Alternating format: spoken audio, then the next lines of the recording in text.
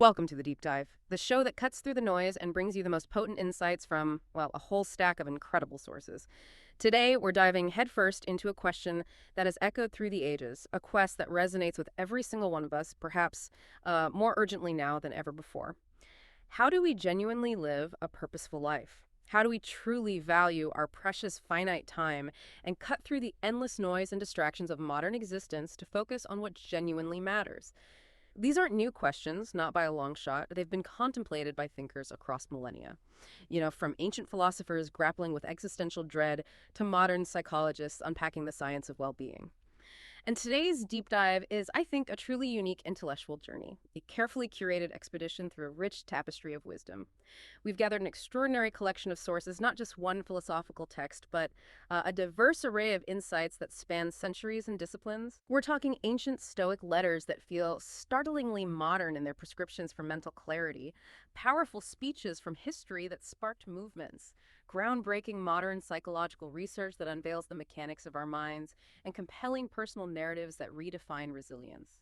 Our mission, as always, is to distill these varied perspectives into surprising nuggets of actionable wisdom, custom tailored for you, our listener. Think of this as your shortcut to being profoundly well-informed, equipped with a multifaceted approach to what we might call the modern disease of distraction. We're here to guide you through this material, extracting the most important lessons on how to live with intention, appreciate your time, and direct your focus toward what truly enriches your existence. It's about finding enduring answers to timeless questions that, well, in our hyper-connected, always-on world, feel more pressing and vital than ever before. In fact, a central thread weaving through much of our material today is precisely this idea, articulated so powerfully by the Roman philosopher Seneca. The idea that our lives aren't necessarily short, but rather we make them short by wasting so much of our precious time. This deep dive is truly, you could say, a 2,000-year-old cure for the modern disease of distraction. That's a powerful way to frame it. And as we navigate this rich material, you can expect a clear progression. We'll be moving from understanding and cultivating your internal potential to mastering your external interactions and living authentically with others. And finally, to considering your broader legacy and the lasting impact you want to have on the world. Get ready to connect the dots in unexpected ways and discover some powerful tools for living more fully, more intentionally, and, well, more profoundly. Okay, let's unpack this and start our journey inward by uncovering the opportunities that are so often right under our noses, yet somehow remain stubbornly unseen. We're diving into a fascinating idea from Russell H. Conwell's timeless lecture, Acres of Diamonds. This radical notion that immense wealth and opportunity often lie not in far-off lands or some distant mythical big break, but right in our own environment, right within our immediate grasp, if only we have the eyes to see it. Conwell's core thesis is wonderfully straightforward, yet, profoundly overlooked by so many who spend their lives searching for greener pastures. He states with absolute conviction that in this country of ours, every man has the opportunity to make more of himself than he does in his own environment, with his own skill, with his own energy, and with his own friends. And this isn't just some feel-good platitude. He illustrates it with several compelling, almost painfully ironic anecdotes that genuinely stick with you. Take the story of Ali Hafed, for instance. A wealthy Persian farmer. He heard tales of magnificent diamonds and became well obsessed with finding them. He sold his beautiful farm, left his family, and traveled across continents, enduring years of hardship and poverty in his desperate quest for wealth. Meanwhile, unknown to him, the world's most magnificent diamond mine, Golconda, was later discovered right on his old property. His successor, just doing chores, noticed a flash of light on the mantle, a diamond his children had found in their own garden, which turned out to be the first of many. Wow. That story alone is a real gut punch, isn't it? It makes you reflect on the energy we expend looking externally when the solution might be so much closer. It absolutely is. And Yeah. Conwell doesn't stop there. He shares another almost identical story about a Pennsylvania farmer who sold his land before diligently studying the oil business to secure employment with his cousin in Canada. He was prudent enough not to leave his farm until he had another job, but what he tragically missed was the discovery of oil on his own former farm shortly after he left. Turned the new owner into a millionaire. Or consider the mineralogy professor, supposedly an expert in all things minerals, who sold his Massachusetts homestead.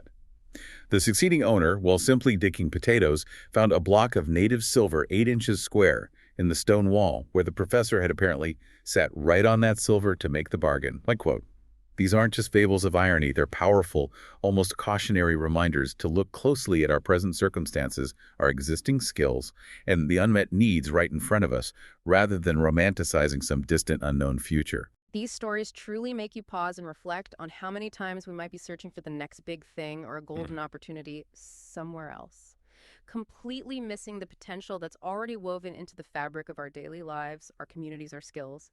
It shifts the perspective from searching to seeing, doesn't it? Precisely. Conwell emphasizes that there is wealth right within the sound of your voice, if you simply pay attention to the unmet needs of your community. He uses his personal experience running his father's country store to drive this point home. Initially, he dismissed requests for simple items like jackknives, believing they were too small to bother with. He realized later that if he had truly cared enough about him, the customer, to take an interest in his affairs to find out what he needed, you would have been rich. He states, rather surprisingly for a preacher at the time, that the foundation of godliness and the foundation principle of success in business are both the same precisely, meaning that true lasting success comes from genuinely meeting people's needs, whether physical, emotional, or spiritual. It immediately reframes our perspective from endlessly searching for external big breaks to recognizing the abundance of potential in our current lives, our communities, and the simple, profound act of service. It's kind of a revelation that our biggest opportunities might just be our most obvious and immediate problems just waiting for a solution. So recognizing those acres of diamonds often hinges on our mindset. But what happens when our internal mental state is itself a barren landscape? Filled with doubt, fear, and distraction. That's where Earl Nightingale steps in with a truly provocative claim in The Strangest Secret: you become what you think about. Yeah, Nightingale's radical insight isn't just think positively. It's more about surrendering the how and focusing relentlessly on the what. He asserts that our brains are a priceless resource, going as far as to call it a gold mine between your ears. He argues that everything you and I will ever have will come to us as the result of the way we use our minds, particularly through creative thinking directed toward a specific purpose. To practically harness this, he proposes a 30-day test for success. Each morning, you're encouraged to spend a few moments thinking about a positive and worthwhile goal in a cheerful, relaxed way, and then, crucially, immediately begin working towards it. He emphasizes that each time a fearful or negative thought comes into your consciousness, replace it with a mental picture of your positive and worthwhile goal. MCO. And here's the kicker, the part that really challenges conventional wisdom. Don't concern yourself too much with how you're going to achieve your goal. Leave that completely to a power greater than yourself. All you have to do, he says, is know where you're going. The answers, he promises, will come to you of their own accord once you've set that internal compass. That unwavering focus on the what and the willingness to release the how sounds incredibly powerful, but also, well, quite challenging for many of us who are wired for control. What if a goal begins to feel misguided, or if external circumstances genuinely shift? Does Nightingale's philosophy allow for reevaluation, or is it just a relentless push, even against legitimate doubts? It sounds like a mental discipline, almost a faith in the process itself. That's a crucial question. And I think Nightingale's emphasis isn't on blind obstinacy, but on clarity of purpose. The reevaluation he might suggest would be about ensuring your goal remains positive and worthwhile. But once that's confirmed, the discipline is about maintaining that mental image. Because constant wavering, as we'll definitely see with Seneca later, is precisely what dissipates our energy and, crucially, our time. Tony Robbins, in Awaken the Giant Within, provides a deeper dive into the mechanics of this mental control, showing how our beliefs literally hardwire our potential. He explains that once accepted, our beliefs become unquestioned commands to our nervous systems, and they have the power to expand or destroy the possibilities of our present and future. This means that what we hold to be true about ourselves and the world literally dictates our actions, our emotions, our perceived potential. It's huge. He stresses the imperative to take conscious control over our beliefs, recognizing that they are not fixed, immutable truths, but rather malleable and within our power to shape and reshape. And our physical state is so intimately intertwined with this, isn't it? It's not just about what's in our heads, but how our bodies respond, and how that response, in turn, influences our thoughts. It's a feedback loop, really. Without a doubt, Yeah. Robbins highlights that immediate changes in physiology, such as posture or breathing, can lead to corresponding changes in emotions and mental clarity. This is a profound insight. He points out that negative emotions like depression are linked to specific physical states characterized by slumped posture and shallow breathing, end quote. This means that by consciously altering one's physiology, by simply straightening your posture, taking deeper, more expansive breaths, or even changing your facial expression, you can actually counteract feelings of tiredness and develop a more resourceful presence. It's an immediate, tangible, and often overlooked way to influence your internal state and shift out of those unhelpful mental patterns. Your body isn't just a vessel, it's a powerful lever for your mind. Okay, so given this intricate connection between mind and body and the inevitability of challenges, how do we navigate the negative feelings? The fear, the frustration, the disappointment that inevitably arise. How do we prevent them from derailing our purpose and sending us spiraling into that default setting Wallace talks about? Robbins introduces the powerful concept of reframing experiences to transform our emotional responses. He states profoundly that misfortunes can be reframed to reveal hidden advantages. Co. This isn't about denial, like pretending something bad didn't happen. It's about shifting perspective. He also redefines what we typically label negative emotions as action signals, arguing they are not enemies to be avoided or suppressed, but merely a call to action. Understanding their message, treating them as data rather than distress, allows them to become allies, mentors, and coaches that guide us through life's highs and lows. They are telling us something needs to change, not that we are fundamentally broken. Perhaps anger signals a boundary has been crossed, or sadness highlights something valuable that's been lost and needs acknowledgement. So it's like changing the lens through which we view our experiences, past and present. Extracting valuable lessons instead of just feeling the pain or getting stuck in blame. It turns obstacles into opportunities for growth, essentially. Precisely. And he offers practical techniques to do this. For instance, he suggests changing the submodalities of memories, the sensory components. You can make a negative image smaller, dimmer, or further away in your mind's eye to literally lessen its emotional impact.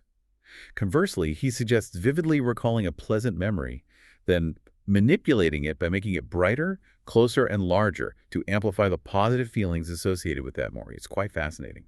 He also discusses anchoring, which is consciously selecting stimuli like a specific gesture, word, or even touch that can trigger desired positive emotional states, enhancing self-management and emotional control.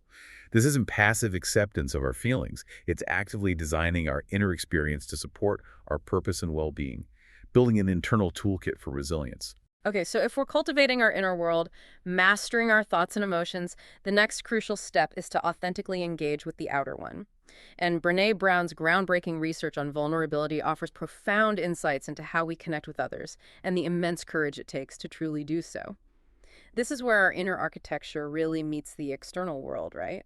Absolutely. Brown defines shame as the fear of disconnection, emphasizing that it's a universal and one of the most primitive human emotions. In fact, she states that the only people who don't experience shame lack the capacity for empathy and human connection, which means it's a fundamental, unavoidable part of being human.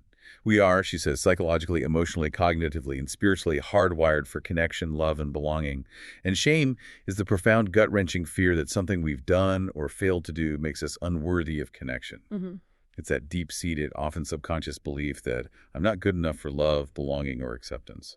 It's a fundamental human experience then, but ironically, it's often the most guarded secret we carry. It creates even more isolation rather than bringing us closer to others.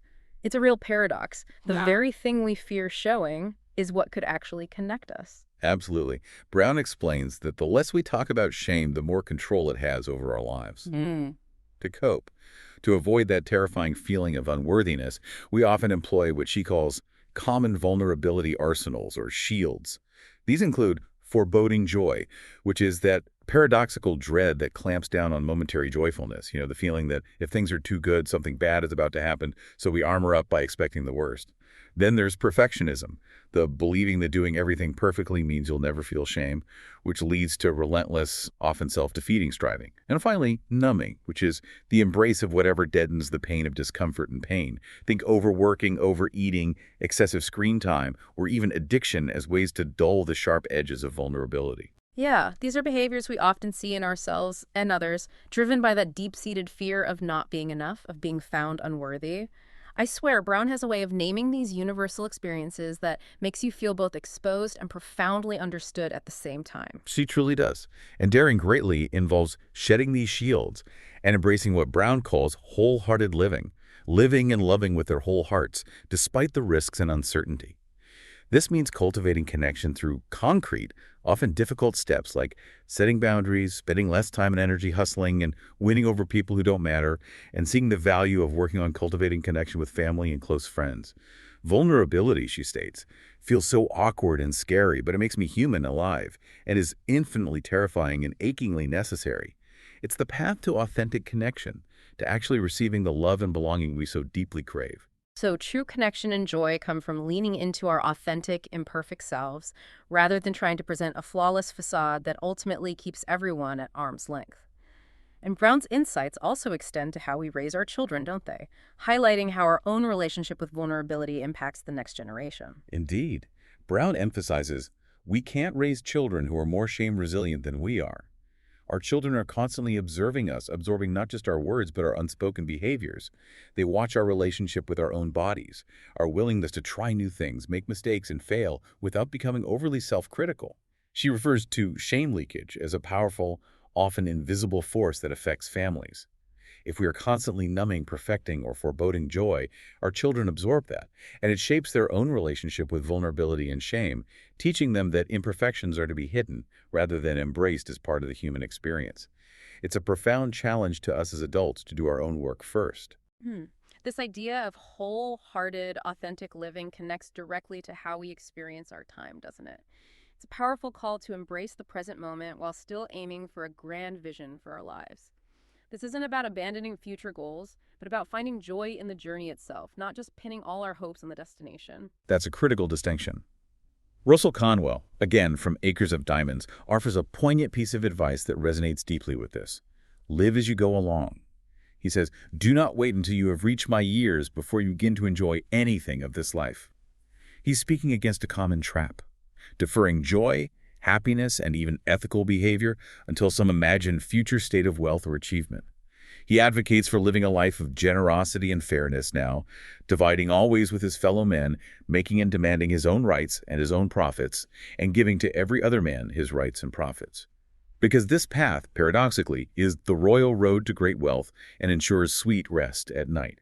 He explicitly highlights that the man who steals or robs others of what is their due will never find sweet rest, regardless of how much money they accumulate. True peace comes from integrity in the present moment. It's a powerful counter-narrative to that common belief that happiness must be deferred until some monumental future achievement. Often after years of grinding without joy, under the illusion that delayed gratification means delayed suffering is somehow noble. Exactly. And Les Brown in Live Your Dreams amplifies the vision for that future while integrating the idea of present purpose. He encourages us to make no small plans. Citing the famous Chicago architect Daniel Burnham, Brown insists your reach should exceed your grasp. Now, this isn't about being unrealistic. It's about aspirational thinking.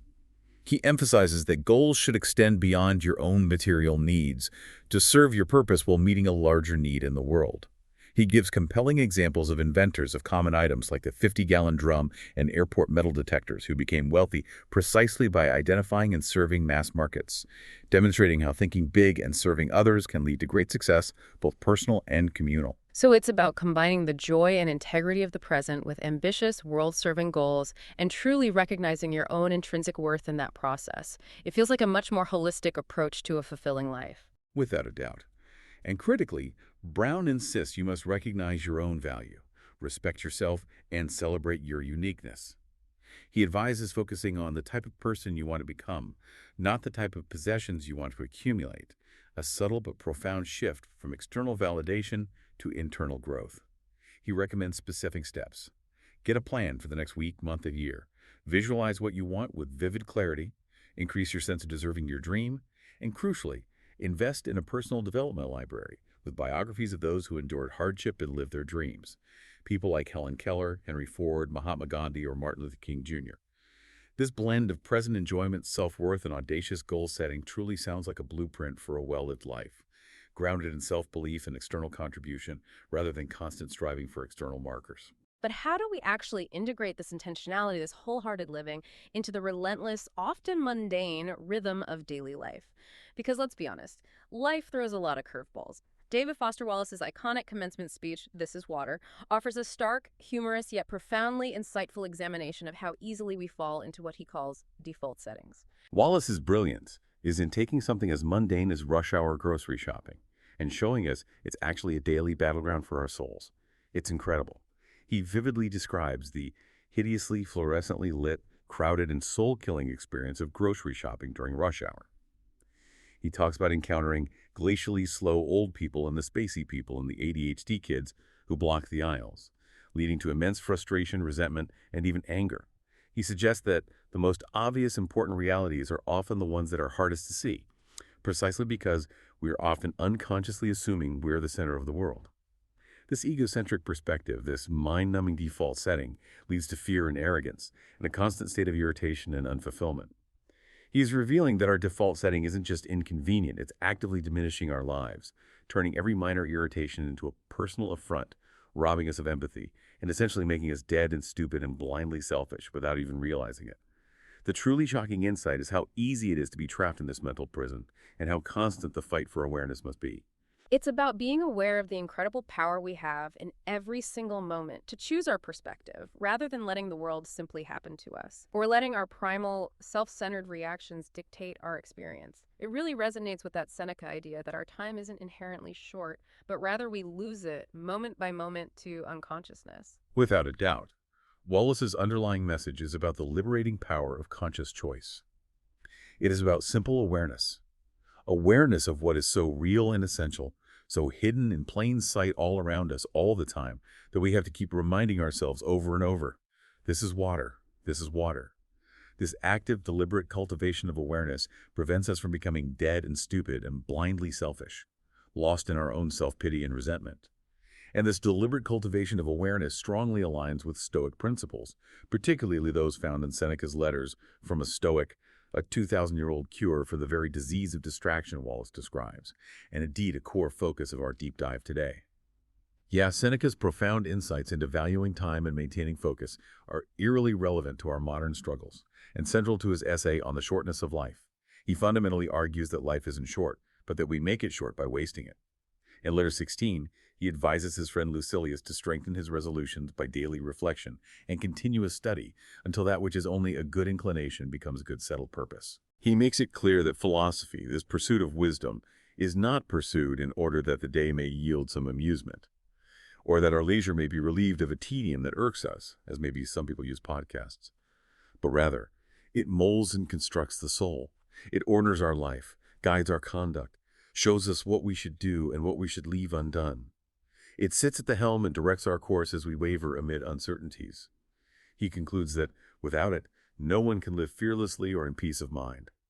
He is, in essence, describing a systematic daily approach to intentional living that counteracts the kind of mind-numbing default settings Wallace talks about, by actively steering our lives. So it's not just about thinking good thoughts occasionally, but about a daily, rigorous practice of self-examination and discipline, almost like a mental workout, to actively direct our lives and guard our time. Exactly. And in letter 68, Seneca further warns against frequent flitting from one place or pursuit to another, equating it with an unsteady spirit. This is so pertinent to our modern condition of constantly checking devices, jumping between tasks, and seeking novel stimuli. It's uncanny. He advises against interrupting one's quiet, one's focused work, to avoid things that will bring back your old cravings. He stresses, with remarkable prescience for our attention-fragmented world, that he who would lay aside his desire for all the things which he used to crave so passionately must turn away both eyes and ears from the objects which he has abandoned. The emotions, he notes, soon return to the attack. At every turn they will notice before their eyes an object worth their attention, pulling us off course. He cautions that scarcely will a whole lifetime suffice to bring our vices into subjection, and still less if we cut into our brief span by any interruptions. This message that life isn't necessarily short, but that we make it short by wasting it on distractions and impulsive desires, is the core of his timeless wisdom. It urges us to be fierce guardians of our most precious, non-renewable resource, our time. This conscious mindfulness and deliberate avoidance of frequent flitting, what we might call constant task switching or endless scrolling today, is such a powerful 2,000-year-old antidote to our pervasive modern distractions. It's about recognizing that our time is our most precious commodity and safeguarding it fiercely, because every distracted moment is, in a very real sense, a moment of life lost. Okay, so as we become more intentional in our personal lives and more conscious stewards of our time, our interactions with others, especially through communication, take on immense significance. Ancient philosophers and rhetoricians deeply explored the power and responsibility inherent in speech. They really understood that words, when wielded effectively, can shape destinies, build societies, or sow discord. This isn't just about what we say, but why and how we say it. This brings us to Plato's Gorgias, where Socrates fundamentally distinguishes between true oratory as an art and mere pandering. That is, simply telling people what they want to hear to gain favor, rather than guiding them toward truth or genuine improvement. He suggests quite provocatively that true rhetoric is impossible for any save a just and good man. When Gorgias boasts of his art of oratory, claiming he can persuade anyone on anything, Socrates challenges him, suggesting that without a foundation in justice and truth, oratory is merely a knack acquired by routine, a flattery of justice. He uses these powerful analogies. Much like cookery is a flattery of medicine. It tastes good but doesn't genuinely heal. Or beauty culture is a flattery of gymnastic. It makes you look good but doesn't actually make you strong. So too, rhetoric without truth aims only to please, to manipulate, not to improve or seek what is truly good for the soul or the city. So, the purpose and the moral grounding behind the words matter far more than the words themselves or the speaker's skill alone. It's a profound ethical framework for communication, suggesting that persuasive speech carries an inherent moral weight. It's not neutral. Without a doubt. And this wasn't just Plato's idea. Aristotle, in rhetoric, also discusses the art of persuasion, but stresses that effective arguments, what he called entymemes, essentially rhetorical syllogisms based on probabilities, must deal with types of character, ethos, and draw from true premises. It's not about trickery or sophistry, it's about connecting with an audience through credible, well-reasoned arguments. Quintilian, in his later Institutio Oratoria, reinforces this, asserting that an orator cannot effectively deliver a panegyric unless he can distinguish between what is honorable and the reverse, nor plead in the law courts if he is ignorant of the nature of justice. He concludes, echoing Cicero, that eloquence is one of the highest virtues, elevating rhetoric far beyond mere manipulation to a profound civic responsibility. That Cicero quote, "Eloquence is one of the highest virtues," truly captures this ethical dimension, suggesting that effective communication is deeply intertwined with moral character and a commitment to truth. It's not just about technique, but about who you are as a speaker. Indeed. Quintilian acknowledges that a bad man may at times produce an exordium or a statement of facts, and will argue a case in a manner that leaves nothing to be desired in terms of technical skill, but argues that perfection is beyond its grasp for such a person because true oratory calls for courage and is inherently tied to virtue. An orator, he states, should choose words carefully, even subtly shading truth if necessary, but only by consideration for the public interest, never for personal gain or to deceive for ill. This complex ethical framework suggests that responsible communication is a profound responsibility, demanding moral clarity and a commitment to truth that ultimately serves the greater good, not just the speaker's agenda. This profound ethical framework for communication isn't just some philosophical ideal. It finds its most powerful and urgent application when used to confront deep-seated injustice and advocate for change. And few figures embody that principle with more raw power and courage than Sojourner Truth. Absolutely. At the Fourth National Women's Rights Convention in New York in 1853, Sojourner Truth, a tall colored woman, faced immense outright hostility from a predominantly white audience. She was apparently hurled with all the insults that could be cast upon color and sex. Yet she stood, calm and dignified, a grand, wise woman who could neither read nor write, and yet with deep insight could penetrate the very soul of the universe. Her direct, powerful message to women was strikingly simple. If women want any rights more than they've got, why don't they just take them and not be talking about it? It wasn't a polite request. It was a demand for self-empowerment and direct action. She famously said, "I can't read a book, but I can read the people." That's such a profound statement about a different kind of wisdom, isn't it? A deep, intuitive understanding of human nature and social dynamics that allowed her to cut straight to the core of an issue. Without a doubt. Her personal narrative profoundly exposed the deep inequalities faced by African Americans. She lamented the lack of opportunity and systemic exploitation, stating, "We have pursued the shadow, they have obtained the substance. We have performed the labor, they have received the profits." It was a clear, unvarnished articulation of economic injustice. She issues a powerful call for collective action, urging the millions of poor-colored laborers of the South how much power they have in themselves, by cooperation of effort and by a combination of their small means, to change the despairing poverty. She specifically called for access to the same employments which other people enter. noting how difficult it was for colored youth to enter trades like printing or to become salesmen or clerks. Her speeches weren't just about rhetoric. They were about dismantling oppressive systems. Her call for self-empowerment and collective action, even from a position of systemic disadvantage, resonates powerfully with Simon Sinek's insights on leadership and challenging the status quo. It's about igniting an inner belief, a shared purpose, that translates into outward change, rather than simply dictating actions from the top down. Exactly. Sinek, in Start With Why, argues that great leaders and companies challenge the status quo and empower the individual. Apple, for example, didn't just sell computers. It thinks different by challenging how computers worked and empowering individuals at home, giving them access to technology that was once only for large corporations. This aligns perfectly with Truth's spirit. It's about inspiring individuals to take agency and collectively challenge established norms and systems, not through coercion, but through shared conviction.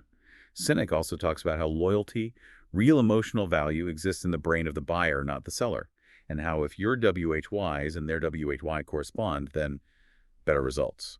It's about connecting with people on a deeper, more values-driven level, inspiring them to believe in a cause rather than just follow orders. Continuing this theme of challenging the status quo and wielding communication for justice, Ruth Bader Ginsburg's illustrious career offers a powerful testament to the impact of principled dissent and relentless advocacy for equality through the legal system.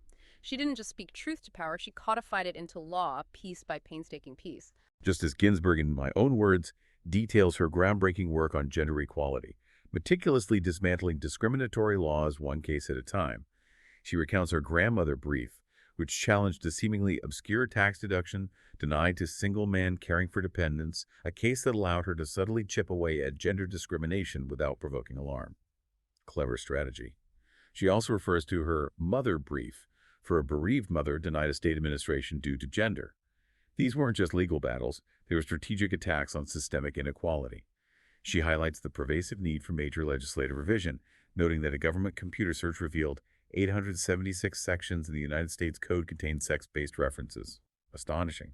She advocated fiercely for the Equal Rights Amendment, not just as a legal concept, but to make the equality ideal more than aspirational, to ingrain it deeply into the fabric of the nation's laws.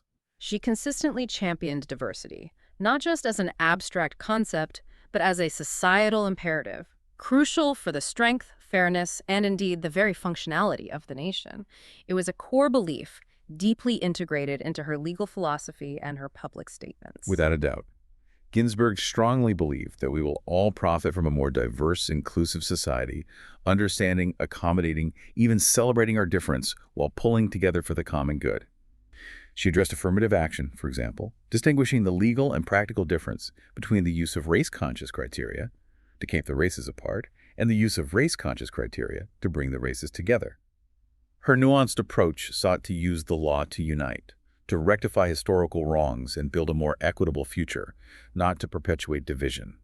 This required immense intellectual rigor and moral clarity in her communication.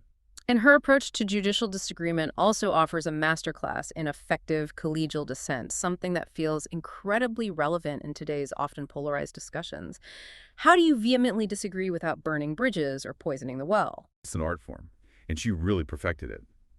Ginsburg advocated for dissents that stands on its own legal footing, clearly spelling out differences without jeopardizing collegiality or public respect for and confidence in the judiciary.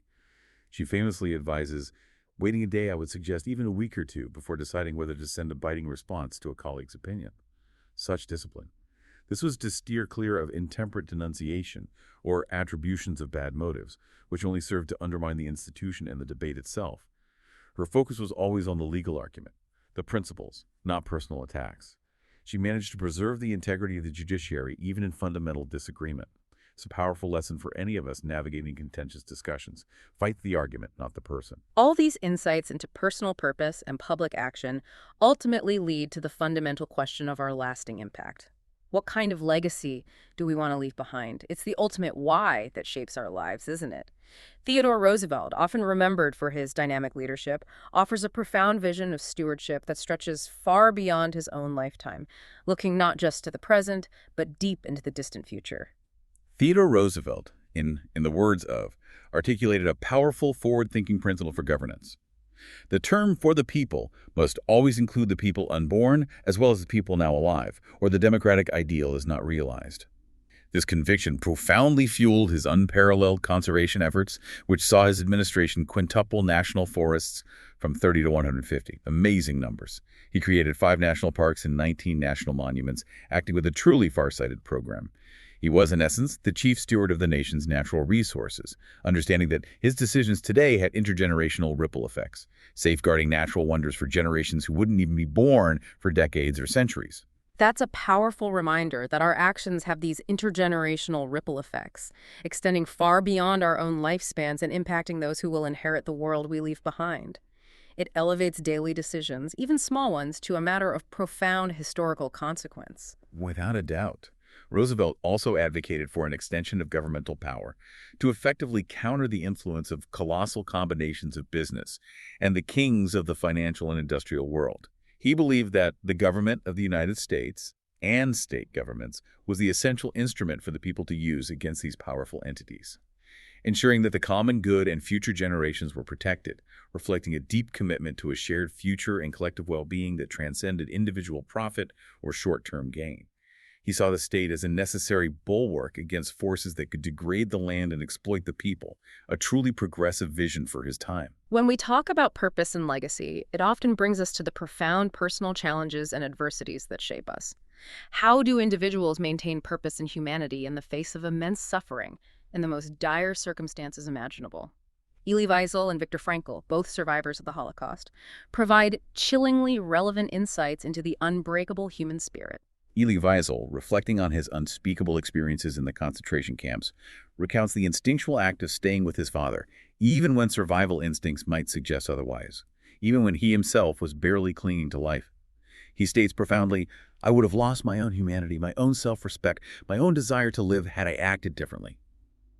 He emphasizes that at that point, one doesn't think in those terms. One acts intuitively, impulsively. His loyalty to his father was a fundamental unthinking act of humanity, overriding any calculation or justification, any logical assessment of his own survival. It was a core assertion of self, a desperate clinging to love and connection, even in a place designed to strip it all away. A raw, visceral understanding of what truly matters, stripped of all conventional comforts, rules, and expectations. It's the essence of humanity, unadorned, revealing that sometimes purpose is simply to be human in the face of the inhumane. Exactly. Viktor Frankl, in Man's Search for Meaning, drawing from his own experiences in Turkheim, describes the harrowing psychological phenomenon where prisoners' will to live faded. This often manifested as a refusal to get out of bed, leading to death within 24 hours, a truly stark testament to the power of the mind and the absolute necessity of meaning. He notes the extreme odds of survival, less than 1 in 28. Frankl's central message is not about prescribing what people must do to find meaning, but rather helping them understand why they must do it, highlighting the necessity of finding meaning even in the most brutal, seemingly meaningless circumstances. He discovered that those who had a why, a person to return to, a book to finish, a unique task awaiting them, were the ones most likely to endure. It's about having a why that transcends the what of their immediate, horrific reality, and that, in essence, is the ultimate purpose that keeps us alive. These narratives underscore that purpose isn't just about achieving goals or accumulating external successes. It's profoundly about enduring, maintaining one's humanity, and finding meaning within the struggle itself, even when everything else is taken away. It echoes Seneca's idea, doesn't it, that how we spend our time, even in suffering, defines our life's richness, not just its length. It absolutely speaks to the incredible resilience of the human spirit when anchored by a deeply held purpose, a why that makes the what bearable. So if we integrate all these powerful lessons from cultivating inner purpose and embracing authenticity to leveraging ethical communication and striving for justice and ultimately finding meaning even in adversity, what's the ultimate call to action for each of us? How do we make a difference in the world? What's the thread that ties all these diverse voices together into a singular, urgent message? Kurt Vonnegut, in his graduation speeches, offered a disarmingly simple yet profoundly impactful core tenet. God damn it, you've got to be kind. He praised Jesus as the greatest and most humane of human beings for the Sermon on the Mount, stating, "Being merciful, it seems to me, is the only good idea we have had so far." This isn't just a polite suggestion. It's presented as the fundamental cornerstone of a meaningful life and a healthy society, cutting through all the intellectualizing to the very heart of human interaction. Kindness, then. as the ultimate, most powerful, and arguably most necessary cornerstone of a meaningful life in a healthy society. It's a simple truth, often overlooked in our complex world, maybe. And Vonnegut didn't stop there. He also stressed the profound importance of community, calling it all that's substantial about the world. The rest is hoopla. Love that. That's He good. directly challenges graduates to address pressing issues like climate change, stating, "You must make it a better place than it was before you got here. You must leave this world a better place than it would have been if you had not existed." Unquote. He notes, "We were roaring drunk on petroleum, and now the world needs you now more than ever." That's a direct, urgent challenge to our generation to engage actively and responsibly with the world's most critical problems, connecting individual actions to a collective future. That's a direct, urgent challenge to engage actively with the world, not just passively observe. It's the ultimate extension of individual purpose into global impact. This echoes Nelson Mandela's powerful declaration, made from the dock during his trial, a statement that profoundly illustrates living and dying for a greater ideal. "I have cherished the ideal of a democratic and free society in which all persons live together in harmony and with equal opportunities. It is an ideal which I hope to live for and to achieve. But if needs be," he concludes, "it is an ideal for which I am prepared to die." It's about dedicating one's entire life, one's very existence, to an ideal that transcends personal gain, a vision of collective good and fundamental justice. That's the ultimate expression of living with purpose, giving one's very existence for a greater ideal, making every moment count towards something bigger than oneself, something eternal. We've journeyed through a remarkable collection of insights today, drawing wisdom from the likes of Russell Conwell, Earl Nightingale, Brené Brown, Tony Robbins, David Foster Wallace. The ancient yet ever-relevant principles found in Seneca's letters, the rhetorical masters Plato, Aristotle, Cicero, and Quintilian, as well as the impactful voices of Sojourner Truth, Ruth Bader Ginsburg, Simon Sinek, Theodore Roosevelt, Elie Wiesel, Viktor Frankl, Kurt Vonnegut, and Nelson Mandela. Wow. We've explored themes of cultivating inner potential, taking intentional action, engaging authentically with others, and contributing to a lasting positive legacy. From this rich mosaic of perspectives, what truly stands out to you? How will you reinterpret your own acres of diamonds? Maybe recognizing the opportunities in your immediate environment. How will you wield your words with truth and justice, understanding their profound power and responsibility? Or maybe, how will you make one conscious choice today to actively contribute to that better world that awaits your unique imprint, rather than allowing your precious time to simply slip away in distraction, like Seneca warned against? The ultimate shortness of life, as Seneca and these other profound thinkers collectively suggest, isn't truly about its temporal length, is it? It's about the countless moments we inadvertently allow to pass by unconsciously, lost in distraction, fear, or just that default setting. What is one specific conscious choice you will make today, right now, to align your actions with what truly matters? For yourself, for your community, and for those generations yet to come. Think about it and then, well, act.